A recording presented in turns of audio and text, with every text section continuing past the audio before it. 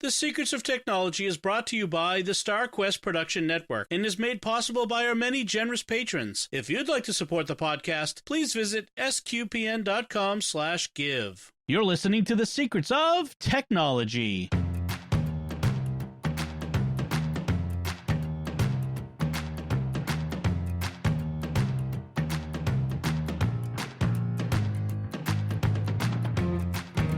Hi, I'm Dom Bettinelli, and you're listening to The Secrets of Technology, where we discuss the technology news that's important to you from a uniquely Catholic point of view.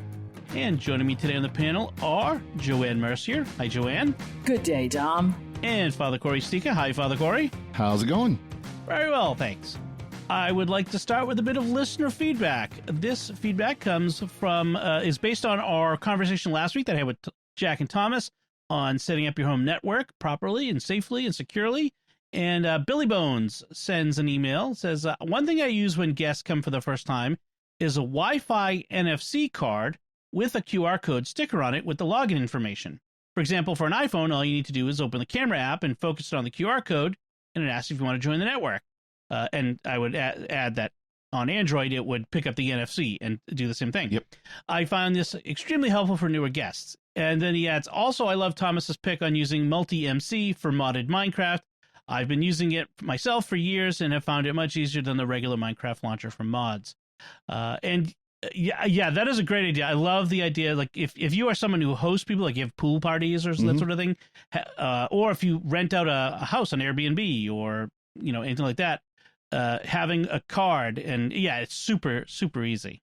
And that could also be an idea for churches, if you have Wi-Fi in your parish hall, any kind of restaurants, I can see restaurants doing this where they just have it right on the table.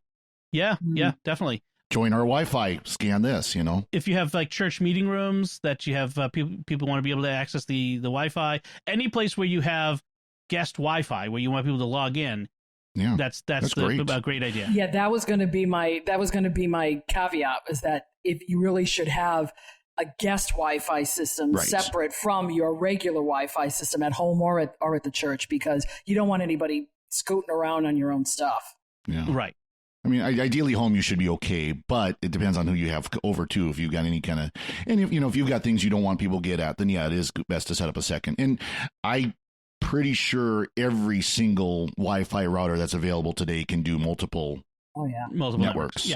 Yeah. So we talked about it, and we talked about the pros and cons of having a guest network in addition to your regular network, and it really does depend on how often you have people coming in who you don't implicitly trust, versus so if you're having big parties and having people over, or you're renting out a house or that sort of thing, that would definitely be a guest network. Whereas if it's just my family and my in-laws coming to visit, I trust my in-laws enough to let them use my Wi-Fi. Oh, that's good. Oh, that's true. Yeah. But one thing I have done is I've put a few of my Internet of Things on my guest network, away from the regular network, which has the computers and the Plex server and the whole 9 yards, just because I don't want my, things leaking from my TVs. They're all on the guest network. They can all figure themselves out. Exactly. Yep. That's a good idea. Yeah, and I'll do a third call for multi-MC. I use that all the time too for modded Minecraft, and that's nice. It makes it so much easier, even than like the Curse Forge or any of those. It's just plug it in here, you're done. Awesome. I have a funny little Minecraft anecdote. I was talking to one of the dads in my Girl Scout troop, and he went camping with his son over the weekend, and they went mining, panning for gold. Wow. So, and they found some. He's like, what is, kid, come over here, take a look. Does that gold still look gold to you? He's like, I don't know what gold looks like. I've only ever seen it in Minecraft. So that's great. Yeah. So at least he got him outdoors where he could see actual gold and actual doesn't look things, the same in Minecraft as it does in the real world. It's not as shiny. Ouch. Yeah. So I like that one. I was thinking of Minecraft. All right. Well, thank you, Billy Bones, for the feedback. We really do appreciate it. And we love to get feedback from folks. If you want to send your feedback on anything we talk about, you can send it to technology@sqpn.com. So let's talk about our first topic today. There's been a big trend. There's always one of these apps that go around, or something that takes a picture and alters it, an app or a filter in TikTok or Instagram or something like that. Every few months, something goes around and makes funny pictures, and everyone posts a version of it. And the latest one is this one called Voila AI Artist. And what you do with it is you take a picture of your face or other people, and you will either make you look like a Pixar animated character, or it'll make you look like a Renaissance painting, or it'll make you look like a 2D cartoon character. And depending on how weird your face is, it looks better or worse. I look like one of the guys from Disney's Brave, like I look like one of the Scottish Warriors when I did mine. Nice. So it's fun. But there is people who are concerned. There was an app a few years ago called Face App that made you look old, and then we later found out that it was sucking up your data from your phone and sending it to China, and the people were understandably concerned. And so I've been seeing a lot of people online saying things like, well, all these people, don't do it. It's terrible. You're giving away all your data. And articles in Wired, USA Today, and Business Financial Post, and like all kinds of places. And so the question is are we inherently unsafe using apps like these? Can we use these sorts of apps safely? And how do we use these apps safely? So I wanted to talk about today, but have you guys tried this one out? I had to try it out. I've got kids, so it was a thing. I downloaded it and I haven't gone past that. I just someday. Yeah. And I haven't tried it only because of the concerns of the Face app. I wasn't sure what I wanted to do, but now that I'm hearing it's not too bad, I might give it a try. I might regret it, but I might give it a try. Well, so after we've talked about it here, given some tips on how you can safely use it on iPhone and Android, then you probably you'd be okay. Couple things up front though is they want you to buy a subscription. I'm going to tell you up front, don't buy a subscription for it. You don't need to do. You get all the features. Well, I think a lot of with these apps, their hope is you'll buy a subscription for a week or a day or a month or a year, and then forget you have it, and it will just keep charging you. And that's a terrible business model. It's one that takes advantage of people, gym memberships. And so don't do. so it's not limited to technology, but yeah, don't do it. You can use it in an ad mode where there are ads. Like now. Right up front, let me tell you, my wife and I had different experiences up front. I downloaded it, started using it, and one thing that it does is you take the picture and then it processes, quote unquote, slower on phones that haven't bought the ad-free version. Supposedly, it's not inherently slower. They're slowing it down to get you to buy. But that was the only thing I saw that was related to not buying it. But my wife kept getting these ads that take over the screen and play for 20 seconds, and then you have to find the close button, which they changed in a dark pattern. We talked about that a few weeks ago. And I'm like, why are you getting those ads and I'm not? Well, it turns out this is related to a pick of the week I had some time ago called NextDNS. So NextDNS is a service. It's a domain name service that will, among other things, block ad networks or other things. So it's an ad blocker, malware blocker, but it does it at the domain level. So domain name is sqpn.com, but what happens is your computer translates that into a number of our server, which can change. The server number can change, but our domain is always the same. And so you don't have to understand exactly how NextDNS works, but by using NextDNS on my phone, it was blocking the ads seamlessly. I didn't even know it. So once I set it up on my wife's phone, and you can get NextDNS for free, it's nextdns.io.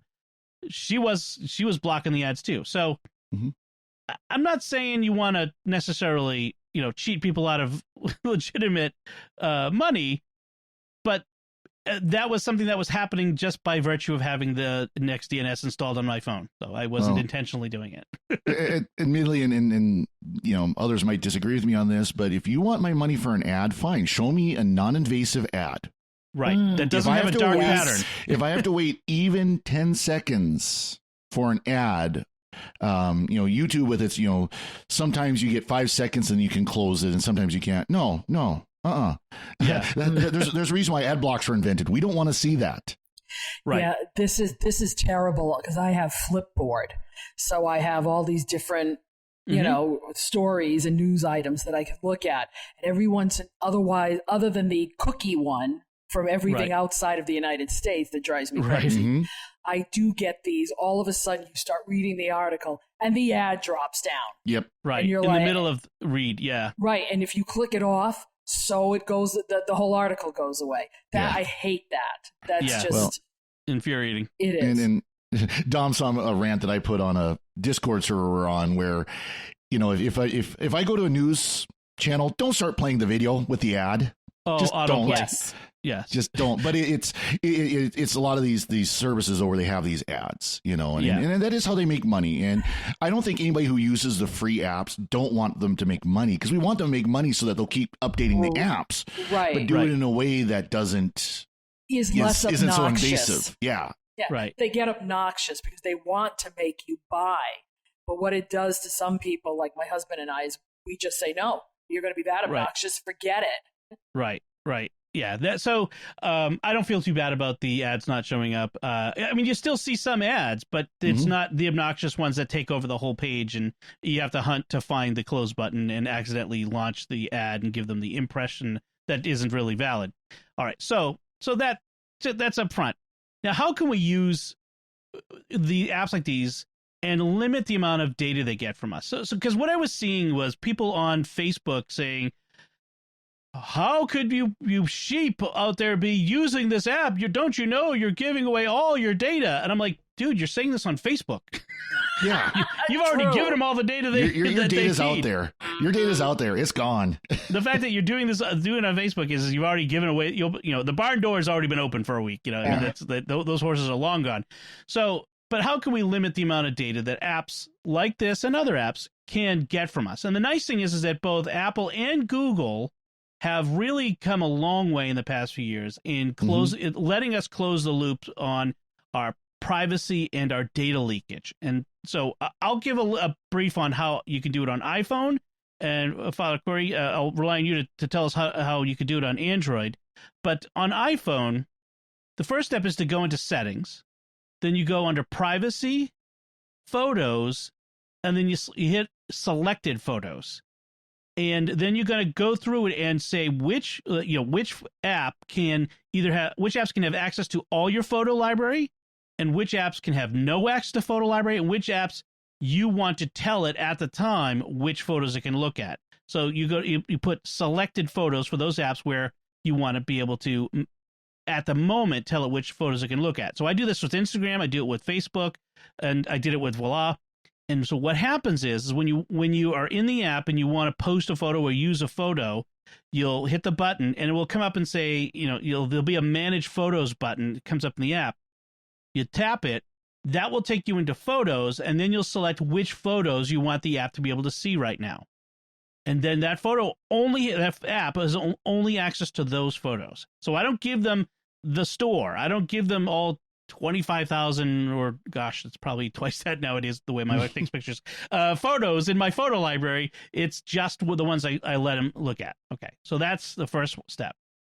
The second thing I want to say is never, ever let an app upload your contacts.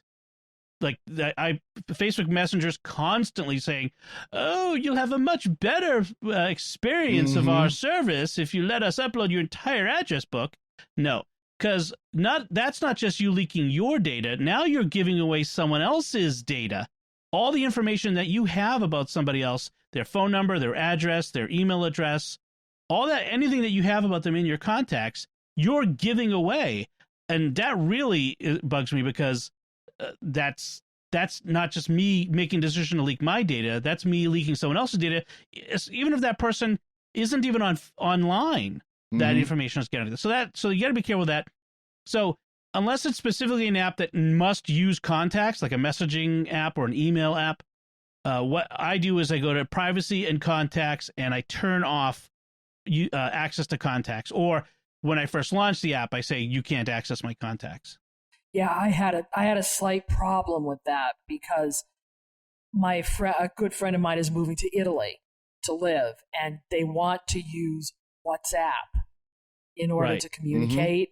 So I download it and I, open it up, and I'm trying to put her in without allowing all my contacts, and it would not let me. Nope. Right. So I had to do it because it was just, and again, because it's owned by Facebook, I should know better. I'm already on Facebook, so what the heck? But still, it would be nice to be able to say, just let me do a couple. Because even when you look in the privacy setting, you can't do that with that app. Right. Apple should allow us to do it like we do with photos. Right. Well, and it was said, this was years ago, this was 5 years ago or something like that, that half the world had Facebook accounts. Shadow profiles, even though they've never logged in. So there's billions of people who have these shadow profiles ready to go when they first set up their account because of other people's contacts and everything. Right. They know about your linkages to other people. So you're in this person's contacts and this person's contacts, and you're in these photos. And like they have all this information about you as if you already had a profile. Mm-hmm. I want to talk a little bit more about that later. Yeah. And also relationships too and things like that. So yes, definitely. So the other thing to do is it's in the same privacy section of the settings. Go to tracking. And where it says allow apps to request to track, you want that to be off. Okay, this is confusingly worded and will be changed in iOS 15. So the reason this is so if you say allow apps to request to track, and you turn that on, what that means is apps will then be allowed to ask you, can we track you? In which case you can say yes or no. But if you turn it off here, they can't even ask. And what this means is it's not about tracking you inside the app or while you're using the service. That's inherently a thing that they can do. If you install Facebook's app and you're in Facebook's app, they know everything you're doing in the app. It's just it's a fact. This is about tracking you outside the app it blocks them from tracking what you're doing on the web, in other apps. It's about cross-app, cross-site tracking. And that's how they build all kinds of data profiles about you. So if you give an app, when you're inside the app or what you give it explicit permission to do, like location tracking, that's the other thing. If you give an app location tracking ability permission, they can also do that regardless of what your setting is here. So you do want this off. And again, I want to mention again, some of this stuff is due to get even stronger and better and faster in iOS 15, including with iCloud Plus, which will have like private relays. And we talked about some of this when we talked about the WWDC. This is due to get even stronger in the future. So this tracking and allowing tracking is the big one that Facebook was really upset about. And so if Facebook's upset about it, I'm all for it. Yeah, exactly. There you go. So if you do those things and you limit the sorts of stuff that an app like Voila can access, I would say, all things being equal, you're probably pretty safe to use it. Because there's only so much that that iOS will allow any app to do given these constraints that they put them under. So, Father Cory, what about on Android? What can we do on Android to make ourselves safer? There's a lot of the same features available in Android. Obviously, they're a little bit different on how you do it. But like when you first bring up an app, it's going to ask you, will you give me permission to, will you let me use files and media? Will you let me use contacts? One thing Android does that I don't like, and I hope Google fixes at some point, is they do merge files and media. Google's how you want to say directory structure is much more open than iOS's is. So you can go through and you actually have like a directory tree you can go through and all your different apps can go in there. And that's a dedicated part of your operating system that is just for your personal files. They can't get to the actual Android operating system files like you can in Windows, but you can still get to every other app. And that allows you to make it easier to go between apps, but it also makes it easier for things to suck from that. So I wish that's one thing I do hope they do at some point is separate out media from files. But that being said, right now they are together. So that's something to keep in mind, for something like this app that you're going to give it permission to files and media, but it has to ask first. So it asks when you first load up the app. There's a lot of the information like contacts, like location, where you have three choices. You have the choice of always permit only when the app is open, and deny. So it allows, you can do it either way. And in the best rule of thumb, unless it's something you absolutely have to have running in the background, only when app is open. And yeah, Right. Facebook's going to whine at you about that one too, but you let it whine. Stuff like that. But if you've already got an app on there that you're concerned about, that you want to restrict it, it's very easy to find. What you do is you go on Android and you pull down the top bar where it's got all the notifications. You pull it down one more time, so you'll see here's how you turn on Wi-Fi, here's how you turn on mobile data, et cetera, et cetera. And there's the little gear. And that's always settings. Anytime that's a hint on any operating system, the gear is settings. Yeah. So you go to settings, and then it's under privacy. Yeah, a good place to hide it. And then permission manager.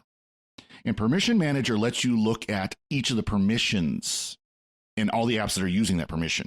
So that's a quick way. If you're listening to us right now and saying, you know what, I don't want any of my apps to have contacts, then you can just hit contacts and go deny, deny, deny, deny, deny, deny, deny. Just real quick. Mm-hmm. If you want to do one app, if you're worried about Facebook, instead, when you're on the settings window, you go to apps and notifications, and you can say see all the apps, and then find the app you're looking for and set it in there.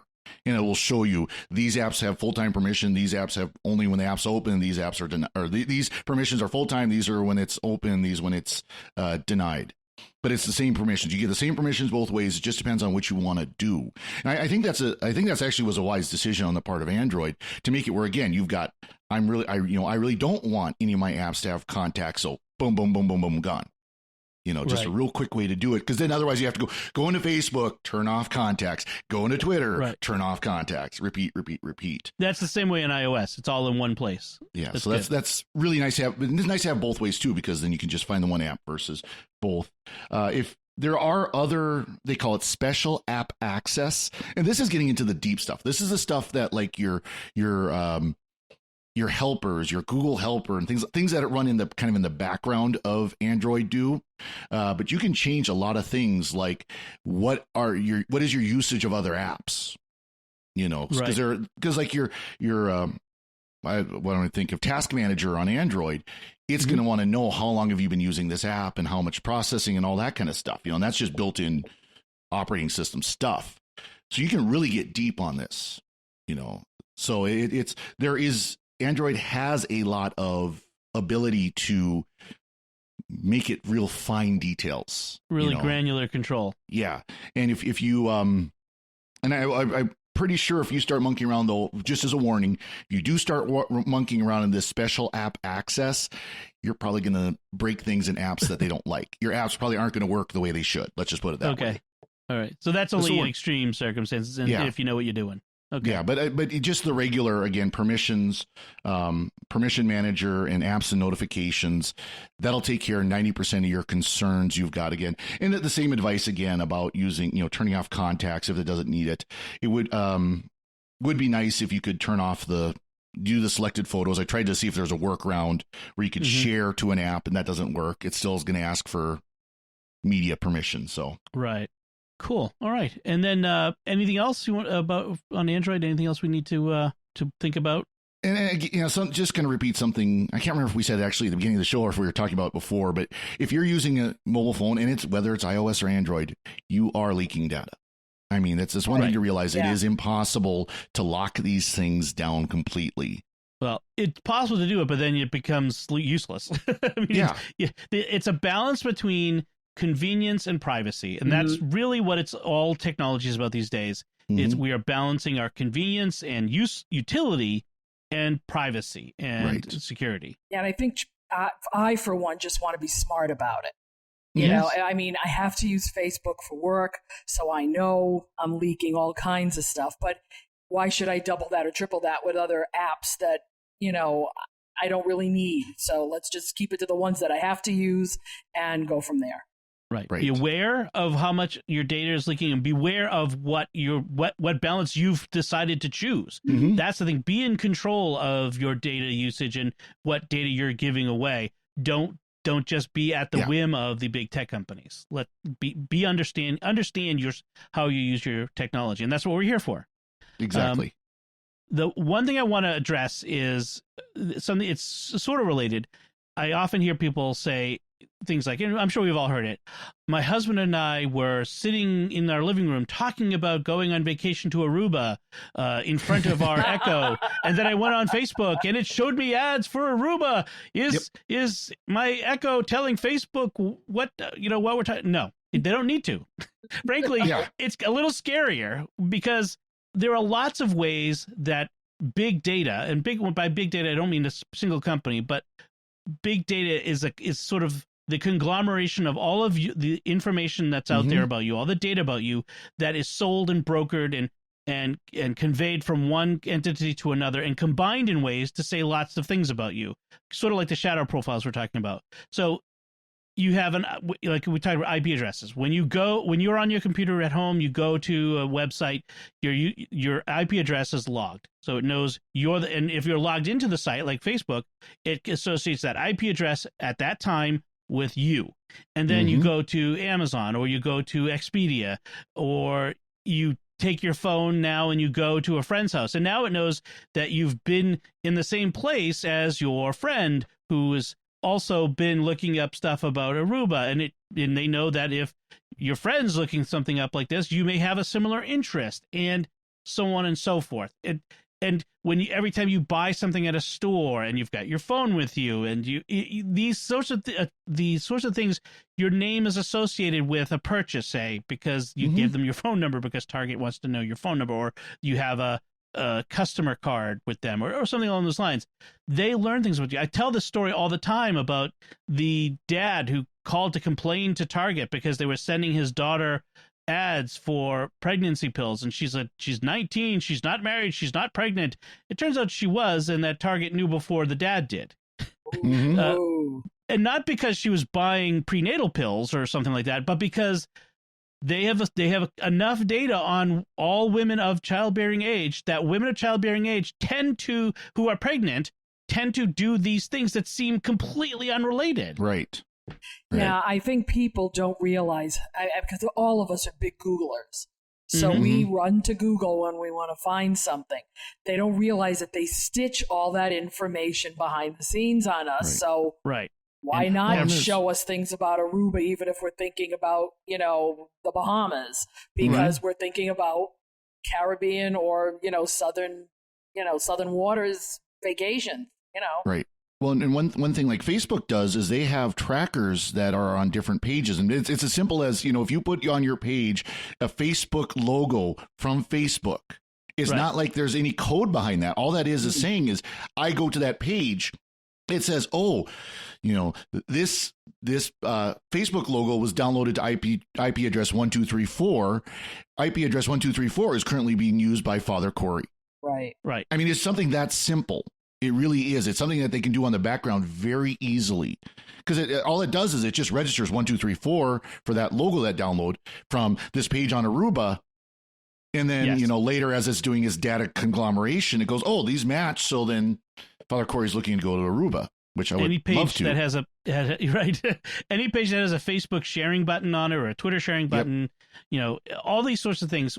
It's just there, and we like I said, we leak data everywhere we go. It's so to be aware of how we leak data, and don't get paranoid, because what happens is if you think it's all about them listening to me on my device, that kind of gets them off the hook for what they were actually doing, which is in some ways even more scarier, because it doesn't require them to do anything that would be illegal, like listening to you through the device. That's actually illegal. They can do this stuff in ways that are completely legal at the moment, and it's kind of scary. And kind of the irony on the opposite side of it is, I remember, was it a year or two ago, we had a conversation here on Secrets of Tech about how Amazon and Google were both much better voice assistants than Siri. And the difference was Amazon and Google would use your voice commands to better analyze how it's responding, and so they can improve their service. So because they were able to record what you asked it and ask you, hey, did this respond right? Because sometimes you'll get surveys from Google saying, hey, did you get what you're expecting? And Apple wasn't. Siri wasn't being improved anywhere near as quickly as Amazon and Google are able to. So there is an opposite side to this, that this data can be used to make our life better. It's just we still need to be careful about how much data we're giving it so that it doesn't have the blowback effect of actually making, causing problems. Right. Hear stories of people who are constantly sharing their location. Oh, I'm at Starbucks, I'm at Target, oh, I'm getting on the airplane. And meanwhile, there's the neighborhood burglars going, oh, goody, they just got on the airplane. I've got a week. Right.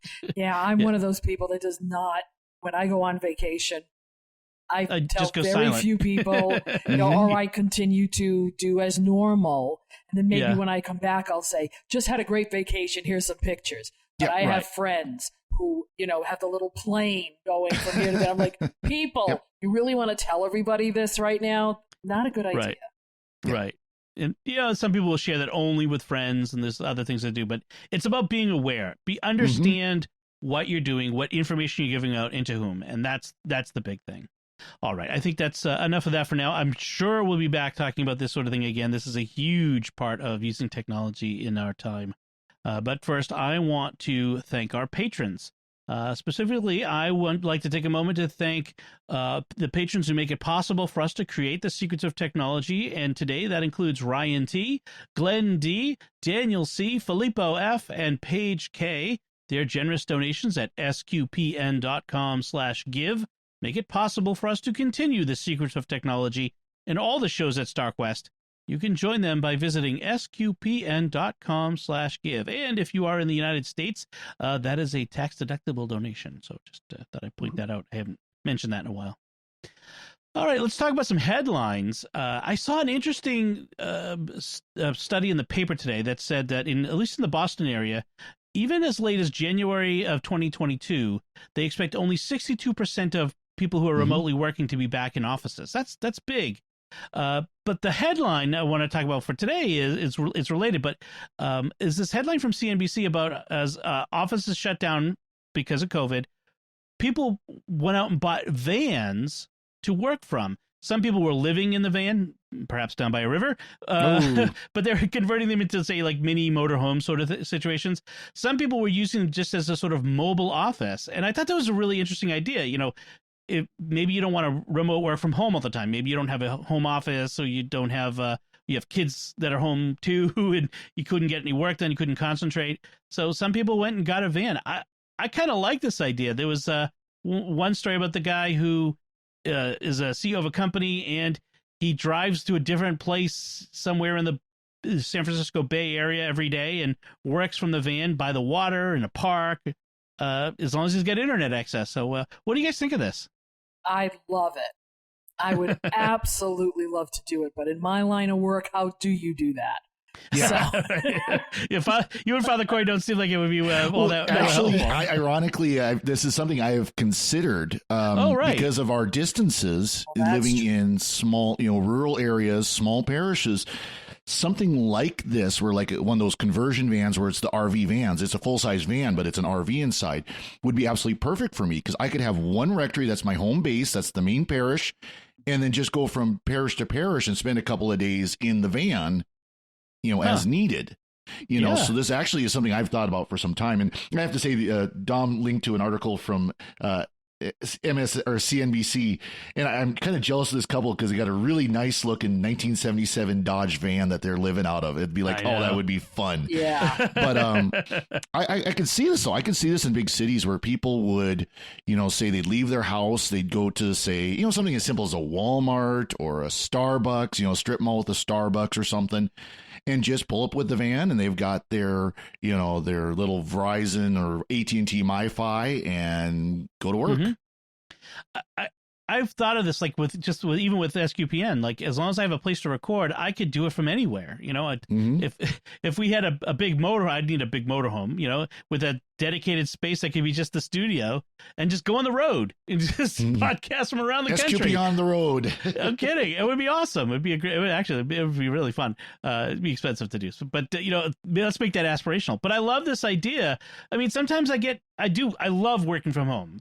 I tell you, I don't miss my commute. I don't miss any bit of that at all. But I would love the idea to occasionally be able to go and do work from another place. And this would be, it's hard for me to do my work at a Starbucks unless I'm going to like pick up my iMac and my, my drives and sit in a corner. I can't do that. This one could do that. It would be really kind of cool. Yeah, I would love it because I would love to. I don't like air travel, so I don't mind driving to places. Yeah. And I would love to do this as part of retirement. But my husband is the opposite. He doesn't like to travel on the road. And both of us have been very happy right now working partially from home and partially at the parishes. So, and we're going to try to continue that, and I don't think we're going to have a problem with that. But yeah, I would love nothing more than to get to a van, get a new dog, and just hit the road. Maybe this is what I need to do. I just got from my folks traded vehicles with my folks, and so now I've got a full-size pickup. A Dodge Ram pickup, and have a pull behind trailer that I can set up as a portable. There you go. Portable rectory and office. you know who's been doing this for years, by the way? Long haul truck drivers. This is that's my brother's a long haul truck driver, and he his office and home on the road. And I went with him once years ago. 30 years ago now, on a long haul, for a week with him, and it was awesome. I learned too that I love being on the road. So it's a lot of fun. Some of those trucks today's, if you ever watch YouTube videos of truckers who are out there now, some of those trucks are actually really nice behind the driver's seat there. I mean that's pretty comfortable little living quarters. Yes, it's like better than my first apartment at college, certainly. So another headline I wanted to talk about was this funny thing that happened. Or was it last week? And I don't know if you guys got this email, but a lot of people, millions of people, got this email from HBO Max that was headlined "Integration Test Email Number 1," and then the email itself said something nonsensical. This template is used by integration tests only. Right. Oh, right. And I had to laugh because it was clearly someone was running some sort of test and accidentally sent it from, instead of on the test server, to the production server and emailed millions of people on HBO Max's mailing list. What I like about the story is that it shows the nice side of human nature, which is the first. There was a lot of jokes, so obviously people think they're funny, and then on Twitter, HBO tweets out, "Yes, we mistakenly sent out an empty test email to a portion of our mailing list. We apologize for the inconvenience, and as the jokes pile in, yes, it was the intern, and no, really, and we're helping them through it." And then all of this outpouring of sympathy and care for this poor intern from the internet, which is nice. This is the nice side of the internet. And then all the stories people started sharing of the times that they made big mistakes. I just love that idea because we've all, if you've worked at all for any length of time with technology, especially, you've made that mistake. Like the one guy who deleted, the company's server or stuff like this. My favorite in this story was the George W. Bush one. This woman who used to work at the White House, she said, "I once didn't recognize then Vice President George H.W. Bush and almost didn't let him into a meeting in the cabinet room of the White House where he worked." I like that. It was so refreshing in a world where if somebody makes a mistake, everybody calls for off with their head. It was very nice to see something like, look, we've all been there. So don't worry about it. Right. Yeah. Yeah. A little more racy, but Monica Lewinsky also commented. It's like, oops. Yeah, I saw that. As an intern, you'll get it gets better or something along those lines. Yeah. Yep. There was another one. When I was 25, I made a PDF assigning each employee to the Muppet they reminded me of the most. I meant to send it to my work friend, but I accidentally sent it to the entire company. My supervisor, Beaker, wanted to fire me, but the owners, Bert and Ernie, intervened. There you go. The owners probably got a kick out of it. Well, I tell you, every company email system, it should be nearly impossible to send an email to the entire company. To reply all or to send any, how often does average employee need to email the entire company? It should be when I used to work for big organizations like the Archdiocese of Boston, and I would get a company-wide email, I would cringe because if it wasn't set up correctly, the responses would start piling in, and you get hundreds and hundreds of emails replying to the person who sent it, but people don't know the difference between reply and reply all, and everyone gets it. So, yeah. Well, there was back in the 90s, it was a famous event where Microsoft had this email storm that just completely crippled their entire email system because they had a like group mailing lists that had to be created. So like when a person would be added to Exchange at that time, not just could you add them to your office email and the off duty email and whatever else, but there had to be like this overarching email. It was a problem with Exchange that they eventually fixed. And somebody saw that email, this group, and so why am I on this email? And of course, everybody started reply all, and there's thousands and thousands and thousands of employees receiving these emails. Right. And all of a sudden, I mean, it crashed the server. They rebooted the server. It crashed the server. So there's a retired Microsoft engineer, Dave. I blank on his last name, but anyways, he'd worked for Microsoft. He's guy programmed for Windows NT 3.5. I mean, this is how long he worked, like Windows 95 and NT 4 and things like that. And he talks about it. So it's on his YouTube channel. He talks about what happened to cause this email storm. And it started out with one of these just, why am I on this list? Right. And then reply all. By the way, never use reply all. Unless you know exactly what you're doing. Never. And that's one of the reasons why, even in a small parish setting, we moved over to Slack. Yeah. Because I was tired of reply all. It's like, we don't have to reply all. If you want to reply to this, fine. If you want to reply to the person, fine. Because if evidently somebody would put something in the email that really the rest of us shouldn't be reading. Yeah.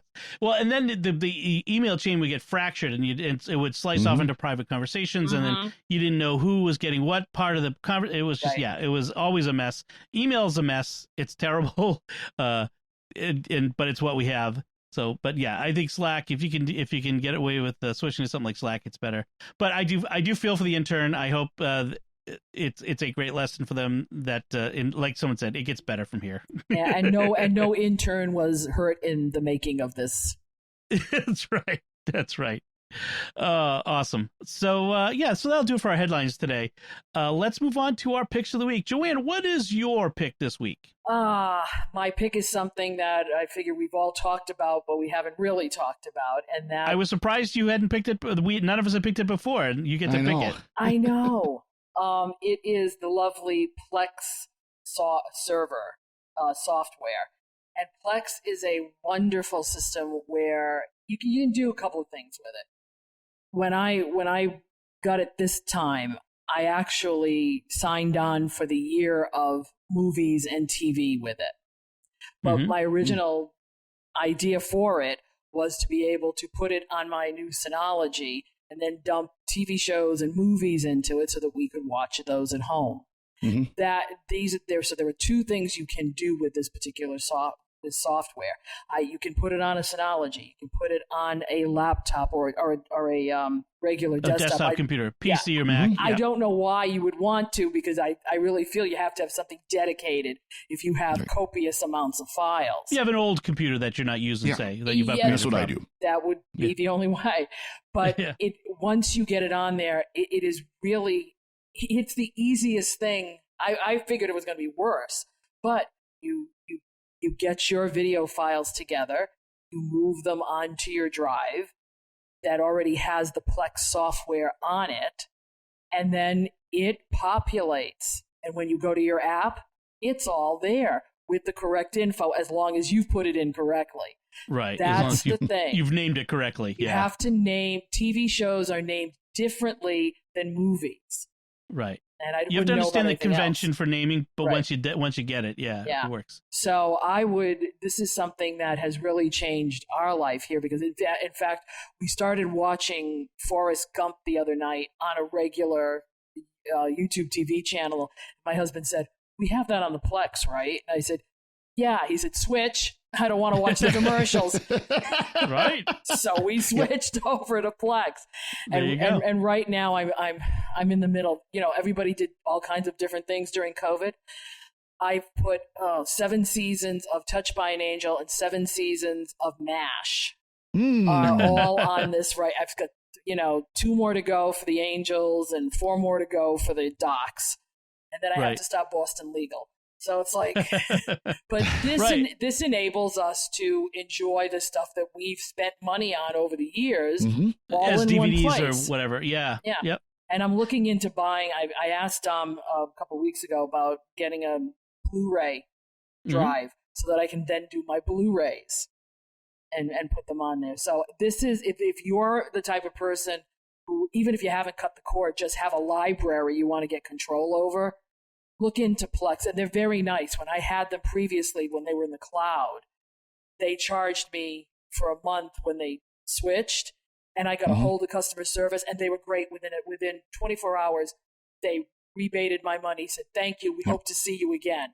That went a long way because I went right back to them. So you have the server software that runs on some type of server, whether it's a network attached storage drive or an extra computer or something like that.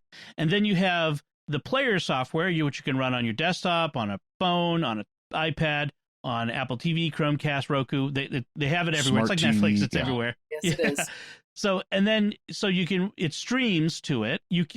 Among other things you can do is, if you're going to be taking your laptop with you, you can download the file to the laptop so you can watch it on a plane. You can also connect to other people's, like friends. If your friend has stuff that you would like to watch off of their server, they can give you access and you can log into theirs. So it's really nice. This you can stream. They have certain live TV, not all of the networks, of course, but other things. But nothing great. That's the one part I think. I did it for the year, but I don't think that's something I'm going to continue with. Yeah. But I am considering maybe putting my music library on it. That's also something you can do, but I don't know how good that's going to be. It's nice. It's nice to do because I've done that. And one thing to be clear is the server software is absolutely free. The streaming service is the streaming from your server to your TV, to your phone, your computer, all absolutely free. Inside your network, that's all free. Yeah, even outside your network. Yes. As long as you're not now, if you want to do the fancier stuff where, you are doing it offline, you are doing the live TV, you have to get what's called Plex Pass. Right. Now, the best thing to do is keep an eye out because about every year or so, they'll do a lifetime Plex Pass deal. Oh. That's what I did. That's what I did, too. It was like $75 lifetime. Now they were adding more things, like they're looking to getting into like retro gaming, where it's basically running a Plex Arcade, emulator, Atari, but it's like an emulator that costs extra. So there are things that they're costing extra for, but these basic services like the live TV streaming, like the offline stuff like that is part of that Plex Pass. And if you can get a lifetime one, it's literally lifetime. I mean, they've not bothered me for another penny since, and that's fine. There's also a free streaming movie where there's lots of movies on demand, not first run movies, but just stuff like you get on on the back cable channels. Like if you flick on USA Network or one of those channels on a Saturday afternoon, those types of movies, those are also streaming there. One of the things I do is I've thrown all of our home videos on all of our personal videos. I haven't done that. I've thrown them on there. Yeah. So with the kids, it's great to just have them there and be able to watch them whenever. So that's great too. One more feature I've used. I don't right now because I don't have the wire hooked up for it, but it can do live TV over and DVR over an antenna. Yeah. So you can set up, if you've got an antenna set up, you can get an encoder for your computer, basically a USB channel. I'm blanking on the term, but anyways, so then it pulls off the antenna and will go into your Plex, and you can sit and watch it live, or you can set it to record as a DVR. Right, and it will do the encoder. commercial removal. Yeah, media encoder. There we go. That's the word I was thinking of. Tuner. That's the other word I was looking for. Yes. TV tuner. So if you do that, you can have live TV just over the air anywhere. And again, that will work anywhere. So you could be sitting in the airport in New York City and watching whatever's on your local TV station over the air. Yeah, watching your local news. Yeah. I think you're talking me into going for the lifetime now. Yeah, it's worth it. It might be. I believe that is another feature that does require Plex Pass is the live DVR. Yeah, Plex is pretty awesome. There are other media server things out there, but Plex is pretty awesome, I have to say. I use it every day, every single day. Same here. Awesome. All right, Father Cory, what's your pick? So my pick is actually going back to something I picked for Let's Talk 3 years ago. 3 years ago, I did the Couch to 5K program, where it's literally you're going from couch potato to jogging 5 kilometers. And it's a wonderful program. If you are like me, that spent a lot of your life sitting on a couch, sitting in an office chair instead of getting out and working out, it's a great, easy way, low stress way to get up to a routine of exercise, of jogging specifically. Now, of course, like many things, it's easy to have this goal in mind. I'm going to get up to the point where I can jog a 5K run. It's another thing to say, now I'm going to get up the next day and jog a 5K run, and next year jog a 5K, and keep that routine, especially in a place like Montana, where right now is perfect. It's say 7 o'clock, 8 o'clock in the morning to go out and go do a jog because it's beautiful. But in, say, February, when it's 20 below as a high, you really don't want to be going out there.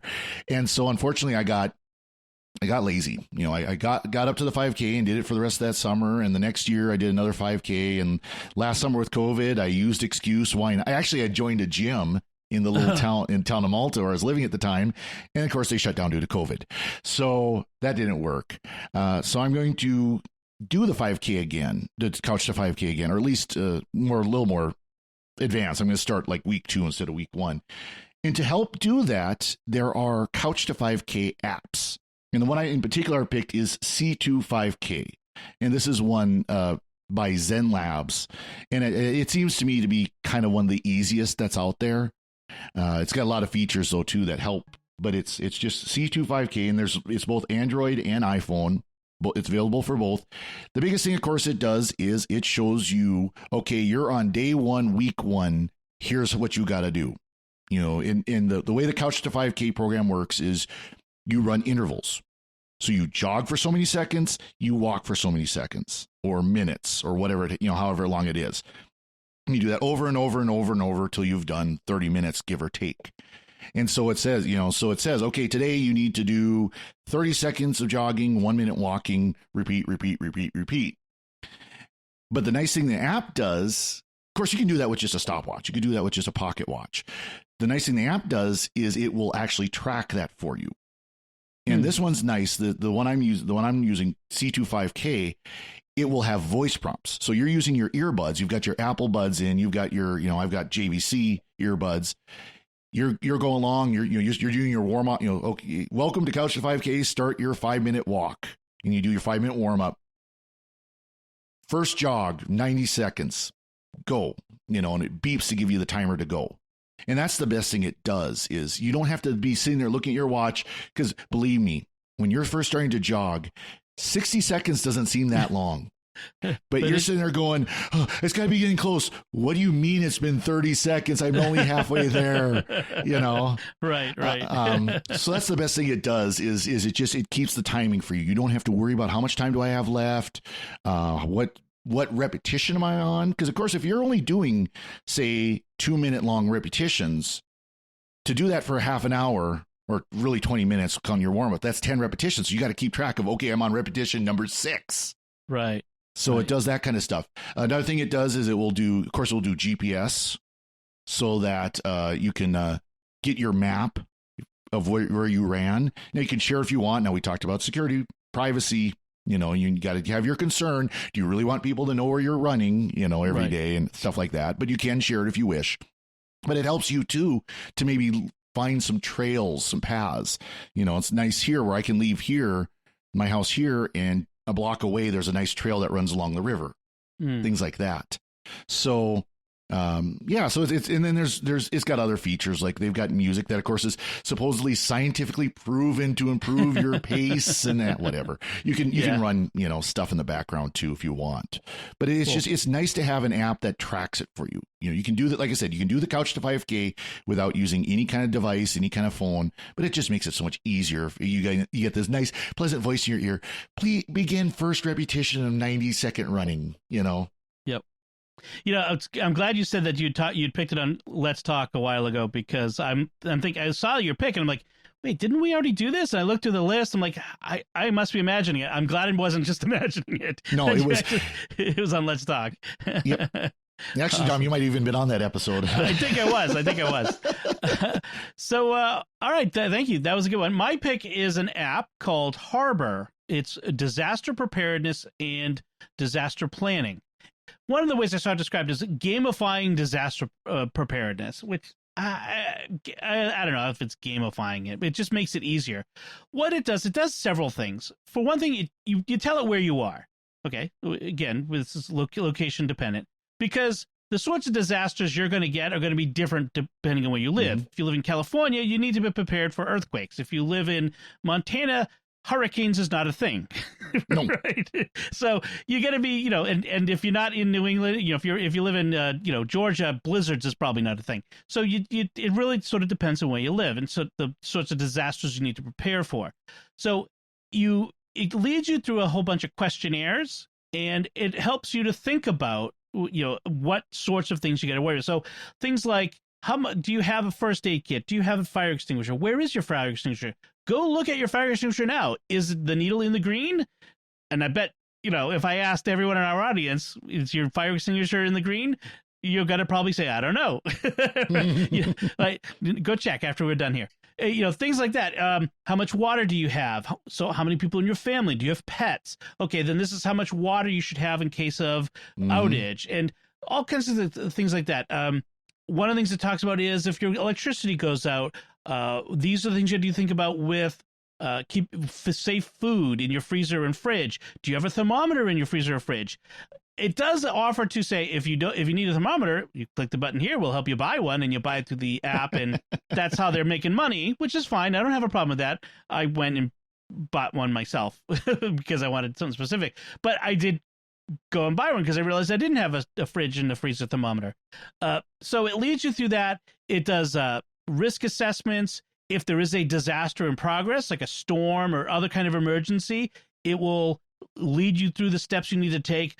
Go, turn off power, water, and gas. Avoid contact with floodwaters. That sort of stuff. Mm-hmm. It will help you organize your information, where your passports are, your insurance policies. It will store some of that if you want. You could store photos of important things that you need to keep track of. I really like it. It's the sort of thing where you want to sit down and take time. This is kind of related to the episode we did a few weeks ago, where we talked about, the tech memento mori, where we prepare for our own death or death of a loved one, getting organized, getting prepared. This is another thing where you can be organized and prepared. Like I said, it takes a little bit of time, but they'll let you do it in chunks as well. You don't have to do it all at once. You can have them send you emails every day with a couple of steps you can follow to keep doing it, which I think is really nice.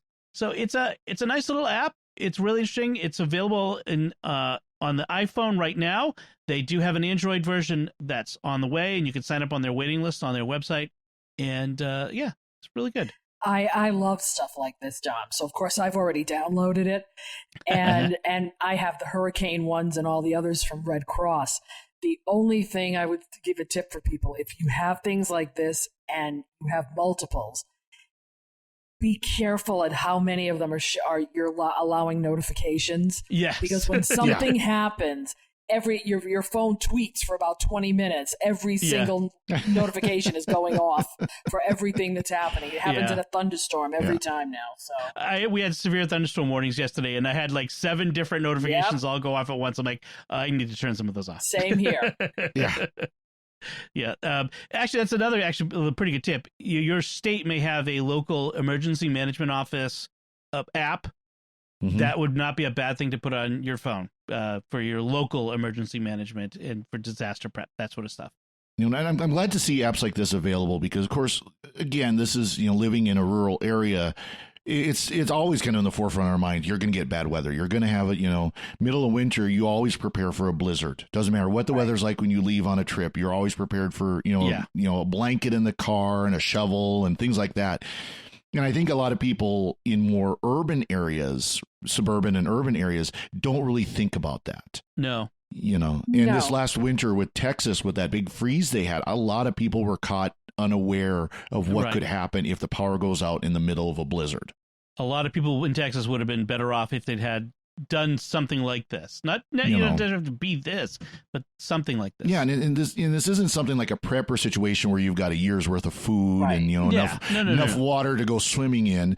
But this is basic. This is basically you've got 3 days, 3 days of food. You got candles. You got blankets. You got stuff like that. And in our area, because Dom and I live very close, we have now the phenomenon of having tornadoes show up. Right. Like these little, they're not big tornadoes like you all have out when the rest of the F5s country. like Helen Hunt flying through the air. Right, but we have these little ones, and people don't know what to do about them and don't know what they are. Like one ran through my neighborhood about a year and a half ago. People said, that was a tornado. Like, I'm like, yeah, but it wasn't, a tornado. Pretty mild one. It wasn't NEM, and all everybody floating around. So Yeah, and this sort of thing helps you think about it. What kinds of things in the case of a natural disaster or anything going on, it surfaces the information you need when you need it, and helps you prepare ahead of time, and that's what's nice about it. That's great. All right, I think that should do it. If you have any feedback or comments or anything like that, you want to suggest us future picks of the week, even, we'd love to hear from you. You can comment on the show at sqpn.com/technology, or you can do so at facebook.com/starquestmedia, or send an email to technology@sqpn.com. And you can find links from our discussion and picks of the week on our show notes at sqpn.com. Be sure to follow The Secrets of Tech everywhere you can get podcasts: Apple Podcasts, Google Podcasts, Spotify, Stitcher, TuneIn, your favorite podcast app, or the SQPN YouTube channel, where you should also make sure to hit the bell to get notifications. Until next time, Father Cory Stika, thank you for joining me and sharing the secrets of technology. Thank you, Dom. And Joanne Mercier, thank you as well. Thanks, Dom. And once again, I'm Dom Bettinelli. Thank you for listening to The Secrets of Technology on StarQuest.